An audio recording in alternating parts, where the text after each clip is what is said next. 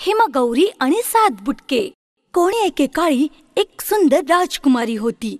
ती इतकी गोरी होती की तिचे नाव हेमगौरी ठेवले गेले. गौरीची सावत्र आई राणी एल्सा अतिशय दुष्ट होती.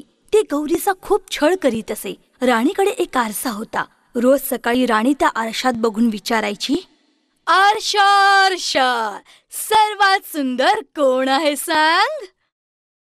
तू सर्वात दुष्ट आणि क्रूर आहेस, पण तू सर्वात सुंदर नाहीयेस.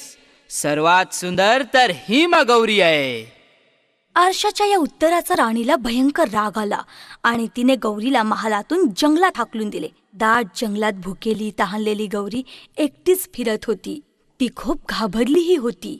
जंगलात भटकताना दूरवर तिला एक झोपडी दिसली. ती झोपडीत गेली. तिथे एका टेबलावर अनेक प्रकारचे पदार्थ ठेवले होते. 7 ताटे आणि 7 चमचे सुद्धा होते. मला तर खूप भूक लागलीये. जेवणाचा वास तर खूप छान येतोय. गौरीने ते पदार्थ खाल्ले. पुढच्याच खोलीत 7 छोटे पलंग एका ओळीत ठेवले होते. गौरी खूप थकली होती. तिने ते 7ही पलंग एकमेकांना जोडले आणि त्यावरती गाढ झोपी गेली. काहीच वेळाने 7 बुटके तिथे आले. त्यांनी पाहिले की एक सुंदर मुलगी त्यावर झोपली आहे. कोण आहेस तू? माझं नाव हेमगौरी आहे. माझ्या सावत्र आईने मला जंगलात सोडून दिले. अच्छा, तर तू आमचे जेवण संपवलेस काय? माझी चूक झाली, मला क्षमा करा. गौरीच्या प्रेमळ स्वभावावर बुटके खुश झाले. त्यांना तिची दया आली. त्यांनी तिला मदत करायचे वचन दिले. तिथे राजमहालात राणी पुन्हा आरशाला विचारत होती की सर्वात सुंदर कोण आहे सांग? तू सर्वात दुष्ट आणि कपटी आहेस, पण हिमगौरीच सर्वात सुंदर आहे आणि जंगलात ती सुरक्षित आहे. नाही, मी तिला ठार मारेन. आपले रूप बदलून राणी एक वस्तू विकणारी बाई बनली. विषाने माखलेला कंगवा घेऊन ती गौरीला भेटायला गेली. अरे वा, तुझे केस किती सुंदर आहेत परी. हा घे, हा कंगवा तुझ्या केसांसाठी. गौरीने त्या कंगव्याने केस विंचरताच तिची शुद्ध हरपली. बुटके घरी आले तेव्हा गौरी बेशुद्ध पडली होती. हे तर त्या दुष्ट राणीचेच काम दिसतंय. हा कंगवा तर बघ. बुटक्याने तो कंगवा केसातून काढताच गौरी शुद्धीत आली. सगळ्या बुटक्यांना आनंद झाला. इकडे राजमहालात त्या राणीने पुन्हा आरशाला विचारले की सर्वात सुंदर कोण आहे सांग? तू दुष्ट आणि कपटी आहेस, पण हिमगौरी अजून जिवंत आहे आणि सर्वात सुंदर तीच आहे. नाही, हे कदापि शक्य नाही. यावेळी राणीने एका शेतकरी बाईचे रूप घेतले. एका टोपलीत विषारी सफरचंदे घेऊन ती गौरीला भेटायला गेली. ती झोपडीजवळ गेली तेव्हा गौरी बागेत फिरत होती. अगं मुली, तू खूप थकलेली दिसतेस. घे, ही सफरचंदे खा. धन्यवाद, मला तर खूप भूक लागली आहे. त्या सफरचंदाचा तुकडा तोडताच गौरी जमिनीवर कोसळली. राणीला वाटले की हेमगौरी मेलीच. ती आनंदाने तिथून निघून गेली. संध्याकाळी 7 बुटके घरी आले तेव्हा हिमगौरी उठ, ती तर मेली आहे. सगळे बुटके रडू लागले. त्यांनी तिला उचलून पलंगावर ठेवले. काही वेळाने एक तरुण राजकुमार जंगलातून चालला होता. आवाज ऐकून तो तिथे आला. पाहतो तर काय, 7 बुटके रडतायत आणि एक सुंदर मुलगी पलंगावर पडली आहे. ही सुंदर मुलगी कोण आहे? हेमगौरीला बघताच त्याचे तिच्यावर प्रेम जडले. खाली वाकून राजकुमाराने गौरीच्या गालाचे चुंबन घेतले आणि अचानक गौरीला जाग आली. ती जोरजोरात खोकू लागली. खोकता खोकता सफरचंदाचा एक तुकडा तिच्या तोंडातून बाहेर पडला. काय झालं होतं मला? आम्हाला वाटलं तू मेलीस, पण तू तर जिवंत आहेस. गौरीला फार आश्चर्य वाटले. हिमगौरी, तू माझ्याशी लग्न करशील? हो, नक्कीच. बुटके आता खूपच खुश झाले. ते नाचू गाऊ लागले. राजकुमार हिमगौरी आणि 7 बुटक्यांना घेऊन आपल्या राज्यात गेला. इकडे राणीने आरशाला पुन्हा विचारले की सर्वात सुंदर कोण आहे सांग? अगं राणी, तू तर सुंदर आहेसच, पण हिमगौरी नेहमीच तुझ्यापेक्षा सुंदर राहील. नाही! रागाच्या भरात राणीने तो आरसा फोडून टाकला आणि स्वतःला एका खोलीत कोंडून घेतले. काही काळाने तिचा मृत्यू झाला. थांबली ना. एका गावात एक दयाळू बाई राहत होती. तिला काही मूलबाळ नव्हते. मूल होण्याच्या आशेने ती शेवटी एका परीकडे गेली. परीने तिला एक बी दिली. ती बी बागेत लावल्यावर काही दिवसातच त्यावर एक जादुई फूल आले. पाहते तर काय, त्या फुलात एक छोटीशी सोनेरी केसांची सुंदर मुलगी होती. ती त्या बाईच्या अंगठ्या एवढी होती. त्या बाईने तिचे नाव थंबलिना ठेवले. एके दिवशी थंबलिना टेबलावर खेळत होती. इतक्यात एक कुरूप बेडूक तेथे आला. अरे वा, किती सुंदर मुलगी आहे. माझ्या मुलाचे लग्न मी हिच्याशीच करणार. थंबलिनाला उचलून तो जवळच्या तलावाकडे गेला. अरे ही बघ, मी तुझ्यासाठी किती छान वधू शोधून आणली आहे. थंबलिनाला तिथे सोडून दोघेही लग्नाच्या तयारीसाठी निघून गेले. थंबलिना खूप घाबरली होती. इतक्यात एका फुलपाखराने तिला पाहिले. घाबरू नकोस, मी तुला मदत करीन. थंबलिनाला उचलून ती दूर फुलांच्या राज्यात उडत घेऊन गेली. फुलपाखरूसाठी फुले आणायला गेली असताना एका काळ्या पंखाच्या भुंग्याने थंबलिनाला पाहिले. अरे किती वेगळा प्राणी आहे. मी याला माझ्या घरी नेतो. त्याने खाली येऊन थंबलिनाला उचलले आणि जंगलात घेऊन गेला. तिथे त्याचे सारे मित्र गोळा होऊन तिला पाहू लागले. अरे हा कुरूप प्राणी बघा, याला तर 2च पाय आहेत. त्यानंतर भुंग्याने थंबलिनाला सोडून दिले. बिचारी थंबलिना जंगलात एकटी फिरत होती. अचानक तिला एक बिळ दिसले. कोण आहे तिथे? एक म्हातारी उंदरी त्या बिळातून बाहेर आली. अगं लवकर आत ये, तुला थंडी वाजेल. त्या उंदरीने थंबलिना बरोबर प्रेमाने गप्पा गोष्टी केल्या आणि तिला घरात राहायला जागाही दिली. तुला हे घर स्वच्छ ठेवावं लागेल आणि चहाच्या वेळेला मला आणि मोलला गोष्ट सांगावी लागेल. इतक्या श्रीमान मोल तिथे आले. पहिल्याच भेटीत त्यांना थंबलिना खूप आवडली.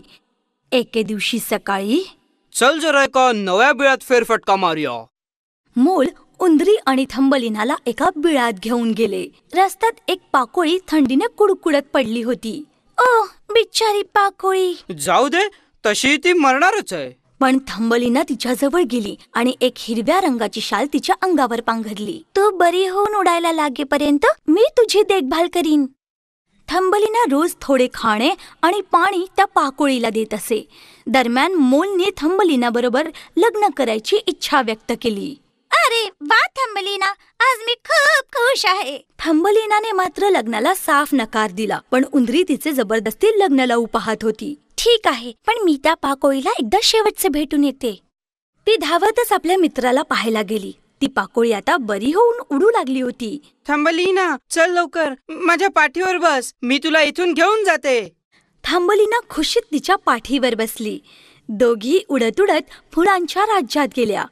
तेथे थंबलिनाला एक सुंदर तरुण दिसला. पहिल्या भेटीतच दोघेही एकमेकांच्या प्रेमात पडले. मी डेझिसचा राजा आहे, तू माझी राणी होशील.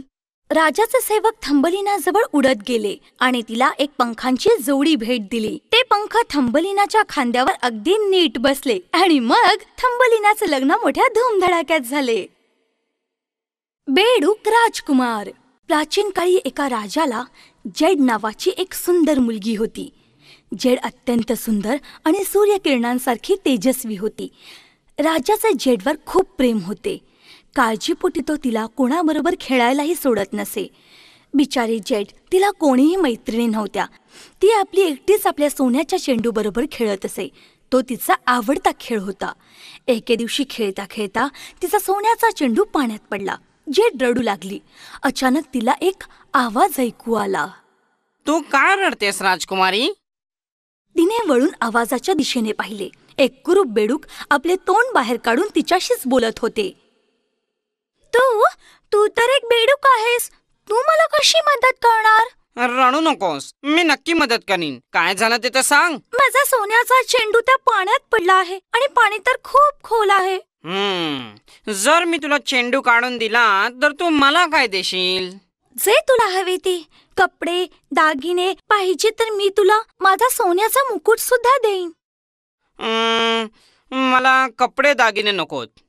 जर तू मला तुझ्या ताटात जेवायला आणि तुझ्या पलंगावर झोपायला दिलंस तर मी तुला तुझा चेंडू आणून देईन. जेडने विचार केला की या कुरूप बेडकाशी कोण मैत्री करणार. ठीक आहे, मी वचन देते, तुला जे हवे ते मिळेल. बेडकाने पाण्यात उडी मारली आणि तोंडात जेडचा चेंडू घेऊन तो परत आला. तो चेंडू त्याने गवतावर ठेवला. आपला सोन्याचा चेंडू पाहून जेडला खूप आनंद झाला. बेडकाला विसरून ती चेंडू उचलून राजवाड्यात पळाली. राजकुमारी थांब. दुसऱ्या दिवशी राजपरिवार जेवायला बसला होता तेव्हा दरवाजा खटखटला. जेडने जाऊन पाहिले तर तिला आश्चर्यच वाटले. तो कुरूप बेडूक तिथे बसला होता. कशी आहेस राजकुमारी? बेडकाला पाहून राजकुमारी घाबरली. जोरात दरवाजा बंद करून ती पुन्हा जेवायला आली. कोण होतं बेटा? कोणी नाही बाबा, एक कुरूप बेडूक होता. बेडूक? त्याला काय हवंय तुझ्याकडून? जेडने वडिलांना सर्व हकीकत सांगितली. जर वचन दिलंयस तर पाळावंच लागेल. जा त्या बेडकाला आत घेऊन ये. जेड बेडकाला आत घेऊन आली. बेडूक आत येऊन जेडच्या बाजूला टेबलावर बसला. बेडूक जेडच्या ताटातच जेवला आणि तिच्याच पेल्यातून पाणीही प्याला. थकलो बुवा. राजकुमारी, आता मला तुझ्या पलंगावर घेऊन चल. जेडने बेडकाला उचलले आणि ती झोपायच्या खोलीत गेली. पलंगावर एका कोपऱ्यात बेडकाला ठेवून ती झोपायला गेली, पण तिला झोप काही येईना. बेडकाने मग तिच्यासाठी एक छान गाणे म्हटले. त्याचा आवाज इतका गोड होता की जेडला गाढ झोप लागली. दुसऱ्या दिवशी सकाळी जेडचा निरोप घेऊन तो बेडूक निघून गेला. चला, पिढा गेली. पण रात्री बेडूक पुन्हा आला.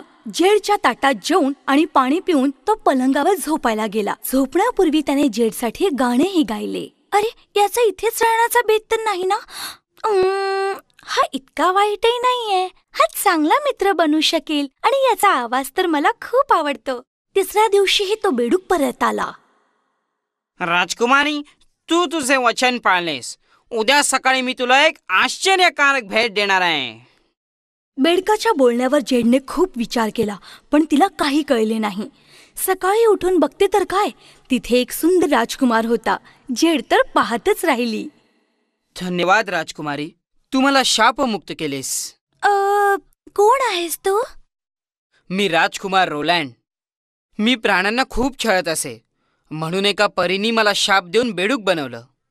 मी तेव्हाच शापमुक्त होणार होतो जेव्हा एखादी राजकुमारी मला 3 दिवस तिच्या ताटात जेवू देईल आणि पलंगावर झोपू देईल.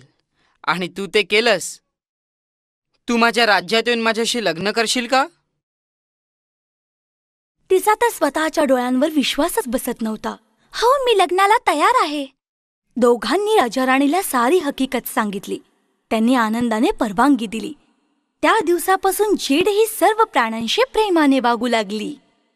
पिनोकियो.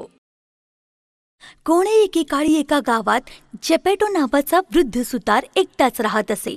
जेपेटो खूप चांगला माणूस होता. तो लहान मुलांसाठी खेळणी बनवत असे.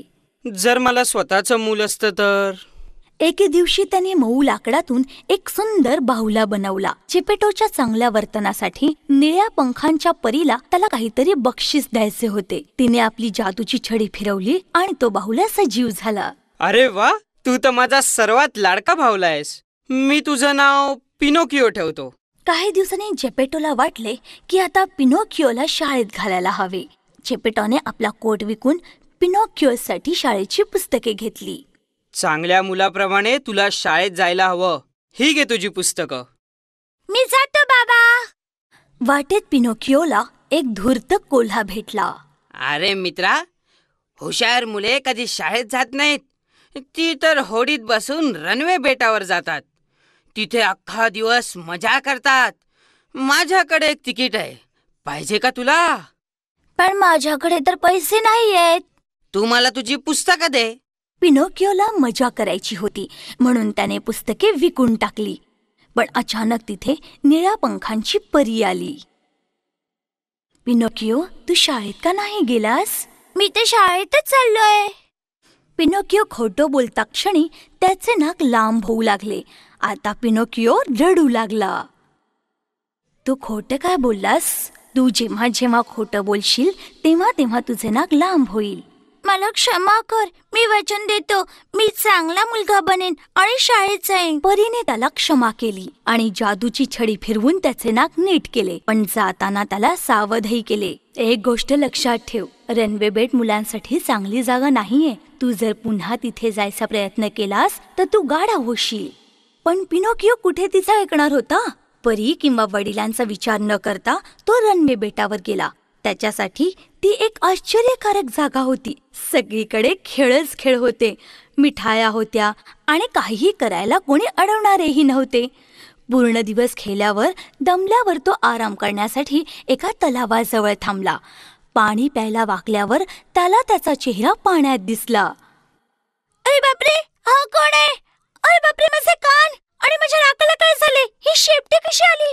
पिनोकिओचे नाक कान लांब झाले होते आणि त्याला गाढवासारखी शेपूटही आली होती. वाचवा, मला वाचवा!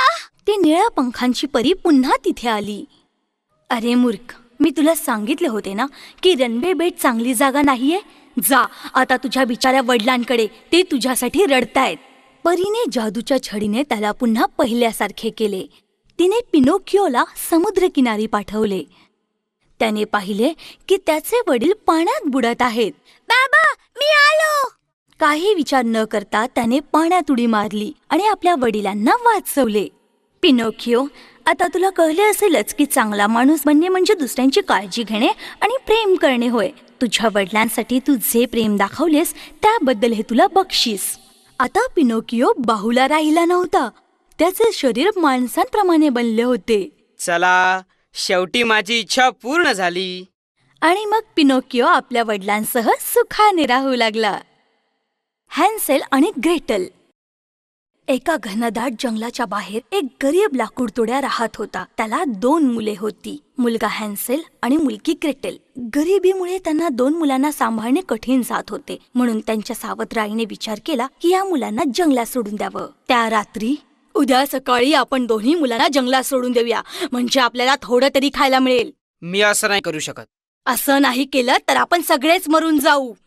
मुलांनी आई वडिलांचे बोलणे ऐकले. हॅन्सेलने एक युक्ती केली. बाहेर जाऊन त्याने काही पांढरे दगड आणले. दुसऱ्या दिवशी सकाळी लाकूडतोड्या त्यांना घेऊन जंगलात गेला. जाताना हॅन्सेलने आपल्या खिशातून दगड काढले आणि रस्त्यात टाकत गेला. मुलांनो, तुम्ही इथेच थांबा, मी आलोच थोड्या वेळात. हॅन्सेल आणि ग्रेटेलला गाढ झोप लागली. डोळे उघडले तर खूप रात्र झाली होती. चंद्र उगवला होता. हॅन्सेलने आपल्या लहान बहिणीबरोबर फेकलेल्या पांढऱ्या दगडांच्या सहाय्याने रस्ता शोधायला सुरुवात केली. चंद्रप्रकाशात चमकणारे ते दगड त्यांना रस्ता दाखवत होते. रात्रभर चालून ते घरी आले. वडिलांना खूप आनंद झाला, पण आईला मात्र राग आला. काही दिवसांनंतर, या वेळेस त्यांना जंगलात खूप आत घेऊन जा. त्यांना परत येण्याचा रस्ता सापडता कामा नये. आधीप्रमाणे हॅन्सेलला दगड गोळा करायचे होते, पण यावेळेस आईने दरवाजा घट्ट बंद केल्यामुळे त्याला बाहेर जाता आले नाही. दुसऱ्या दिवशी ते जंगलात जायला निघाले. हॅन्सेलने पावाचे तुकडे रस्त्यात फेकायला सुरुवात केली. यावेळी ते जंगलात खूपच आत आले होते. तुम्ही इथेच थांबा, मी संध्याकाळी तुम्हाला न्यायला येईन. दुपारी दोघेही गाढ झोपले. संध्याकाळ झाली, पण त्यांना कोणीही न्यायला आले नाही. बिचारी मुलं. झोप उडाली तर मध्यरात्र झाली होती. तू चिंता करू नकोस ग्रेटेल, आपण रस्ता शोधूया. पण हॅन्सेलला पावाचे तुकडे काही दिसेनात. जंगलातल्या पक्ष्यांनी ते पाव खाऊन टाकले होते. मुलं आता थकली होती. त्यांना भूकही लागली होती. जंगलात इथे तिथे फिरताना त्यांना अचानक जेवणाचा खमंग वास आला. त्या वासाच्या आधारे ते एका छोट्याशा घराजवळ आले. ते घर केकचे बनलेले होते आणि दारं खिडक्या चॉकलेटच्या होत्या. ते पाहून मुलांना खूप आनंद झाला. त्यांनी केक खायला सुरुवात केली. अचानक दरवाजा उघडला आणि एक म्हातारी बाहेर आली. अरे मुलांनो, इथे काय करताय? आत या. ती त्यांना घरात घेऊन गेली. पोटभर जेवल्यावर मुले झोपी गेली. त्यांना कल्पनाच नव्हती की ती म्हातारी एक दुष्ट चेटकीण होती आणि ती मुलांना पकडून गुलाम बनवायची. केकचे घर तिने मुलांना आकर्षित करायलाच बांधले होते. मुलांना आपल्या जाळ्यात पकडून ती मारून टाकत असे. दुसऱ्या दिवशी ग्रेटेलला जाग आली तर ती एकटीच होती. चल उठ आशे, तुझ्या भावासाठी जेवण बनव. त्याला चांगले लठ्ठ बनवायचे आहे. तो धष्टपुष्ट झाला की मी त्याला खाणार आहे. कुठे माझा भाऊ? मी त्याला तळघरात कैद केले आहे. माझ्या भावाला वाचवायला मी काहीही करेन. ती हॅन्सेलला कोंडलेल्या खोलीजवळ आली. हॅन्सेल, हे हाड घे. जेव्हा ती चेटकीन तुला बोट दाखवायला सांगेल तेव्हा हे हाड तिला दाखव. रोज सकाळी चेटकीन त्या खोलीत जाऊन त्याची बोटे दाखवायला सांगायची. पण हुशार हॅन्सेल तिला नेहमी ते बारीक हाड दाखवायचा. चेटकिणीची नजर अधू होती, त्यामुळे तिला समजायचेच नाही की ते बोट आहे की हाड. दिवस जात होते, तशीच ती चेटकिण उतावीळ होत होती. एके दिवशी, आता मात्र मी त्याला खाणारच. मी चूल पेटवली आहे. जा जाऊन बघ नीट पेटते आहे की नाही ते. जा लवकर. क्षमा करा, मला कसे करायचे ते माहित नाही. तुम्ही मला दाखवा ना. मूर्ख पोरी, तो दरवाजा बघ जरा. चल, मी तुला शिकवते कसे करायचे ते. म्हातारी रांगत आत गेली आणि तिने चुलीत डोके घातले. त्याबरोबर ग्रेटलने तिला जोरात धक्का दिला आणि चुलीचा दरवाजा बंद केला. ती चेटकीण आतच जळून मरून गेली. हॅन्सेल, आपण वाचलो. ती दुष्ट चेटकीण मेली. दोघे त्या चेटकिणीच्या खोलीत गेले. तिथे खूप पेट्या भरून दागिने आणि रत्न ठेवली होती. दोघांनी ते सगळे गोळा केले आणि ते जंगलातून निघाले. यावेळेस मात्र त्यांना रस्ता ओळखीचा वाटला. लवकरच त्यांना त्यांचे घरही दिसले. त्या दोघांना खूप आनंद झाला. धावत घरी जाऊन त्यांनी आपल्या वडिलांना मिठी मारली. माझ्या बाळांनो, मला तुमची खूप आठवण येत होती. आम्हालाही तुमची खूप आठवण येत होती. मुलांनी सगळे दागिने आणि रत्न त्या लाकूड तोड्याला दिले. ते पाहून त्याला आनंद झाला आणि सगळे आनंदात राहू लागले.